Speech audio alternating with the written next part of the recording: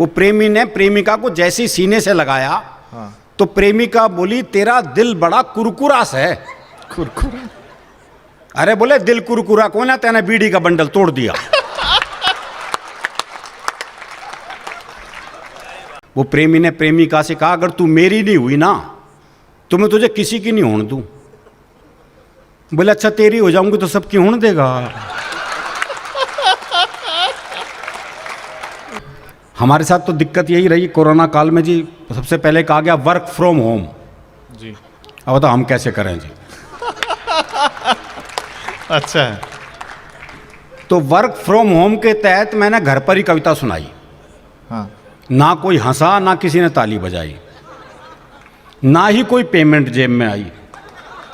कई कष्ट एक साथ थे जी हमारे साथ। ना ही कोई पेमेंट जेब में आई। फिर मैंने अपनी दूसरी जेब से पैसे निकालकर खुद को पेमेंट दी।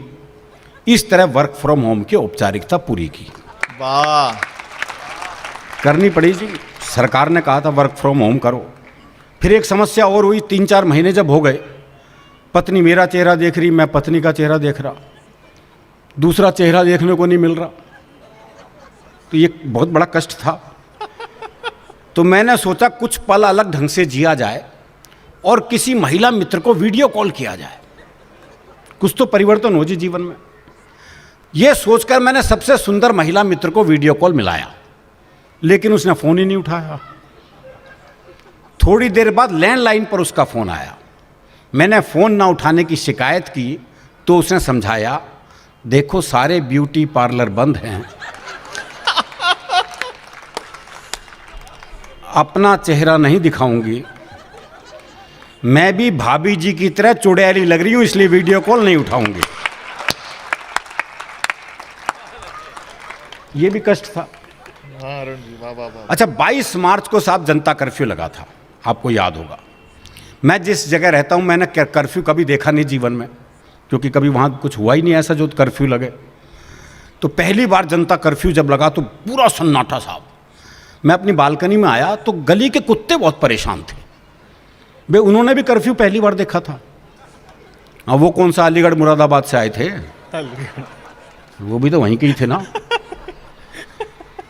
उन्हें कोई मनुष्य नजर नहीं आ रहा, परेशान वो। पहली बार ऐसा उनके साथ हुआ, क्योंकि सूंघने की शक्ति कवियों में भी होती है।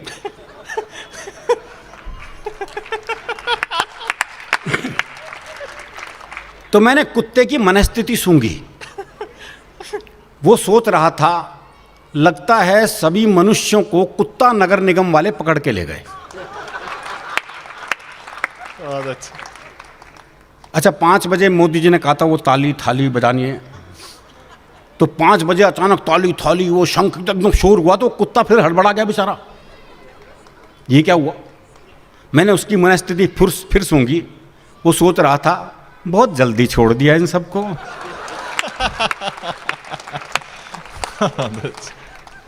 अच्छा 7 बजे फिर वही सन्नाटा हो गया जी, एकदम सुप सन्नाटा। वो फिर परेशान।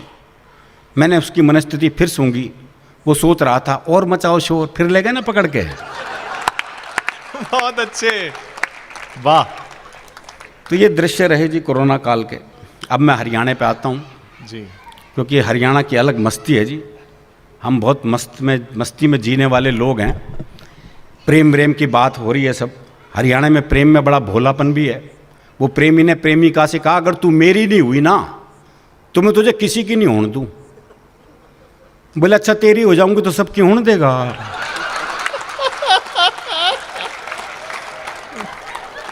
बहुत अच्छे।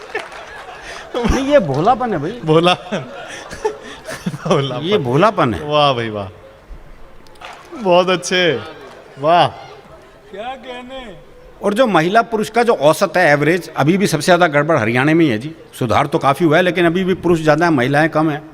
छोरों के ब्याह नहीं हो रहे। हाँ। वो एक का 40 साल की उम्र तक ब्याह नहीं हुआ, बहुत दुखी हो रहा था।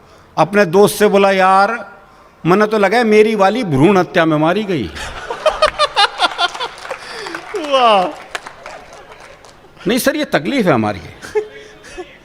बिल्कुल ये तकलीफ, और ये तकलीफ तब और बढ़ जाती है जब ओलंपिक हो, पैरा ओलंपिक हो, चाहे साक्षी मलिक हो, चाहे दीपा मलिक हो, जब मेडल लेके आती है तो ये तकलीफ और बढ़ जाती है। तो हमारे प्रेम का मामला बिल्कुल अलग तरह का है जी। वो एक 22-23 साल का लड़का जी, ज़बरदस्त बारिश में तरबतर भीगा हुआ हलवाई की दुकान पे पहुंचा, बोला 5 रुपए का दही दे दे। तो हलवाई ने पूछ लिया, भाई तेरा ब्याह हो लिया? और बोले तू के सोचे इस तूफान में मेरी माँ भेजेगी मैं दही लेना।